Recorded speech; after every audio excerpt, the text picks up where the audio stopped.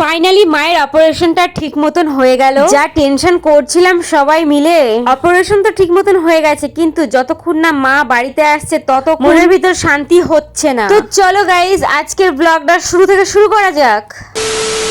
Hello viewers, আমার নাম সোনালি, আমি থাকি পানাগড়ে। এতদিনে তোমরা জেনেই গেছো যারা যারা আমার ডেইলি ব্লগ দেখেছো বা দেখছো। যাই হোক, এই ভিডিওগুলো কিন্তু অনেক দিনের আগের, যেমন 10 দিন, 5 দিন, 3 দিন। কিন্তু এতদিন ধরে আমি তোমাদের সাথে কোনো ভিডিওই শেয়ার করতে পারিনি, কারণ না আমার পরিস্থিতি ভালো ছিল, না আমার শরীর সাথ দিচ্ছিল, আর না পাচ্ছিলাম একদমই টাইম। মন মেজাজও খুব একটা ভালো ছিল না, তাই এতদিন ধরে আমি কোনো ভিডিওই পোস্ট করিনি। শুধু তোমাদেরকে জানিয়েছিলাম যে আমার মা হাসপাতালে অ্যাডমিট আছে, সেই ভিডিওটাই তোমাদেরকে বলেছিলাম। তো সেই ভিডিওটাতেই তোমরা অনেকেই কমেন্ট করেছো যে আমার মা এখন কেমন আছে। তো তাদেরকে বলি, আমার মা কিন্তু এখন আগের থেকে অনেকটাই ভালো আছে এবং সুস্থ আছে। আর জানো তো, এই যে ভয়েস গুলো দিচ্ছি, এই ভয়েস গুলোও কিন্তু 2-3 দিন ধরেই দিচ্ছি আমি। যতদিন না মা বাড়িতে আসছে ততদিন মনে শান্তি লাগছে না। আর অপারেশনের দিন তো আমাদের সবার অবস্থা একদম খারাপই হয়ে গেছে, কারণ আমরা সকালবেলা বাড়ি থেকে গিয়েছিলাম 9টার সময়, কারো সেদিন কিছু খাওয়াই হয়নি। তার উপরে আবার এই 14 বার উপর নিচ করতে করতে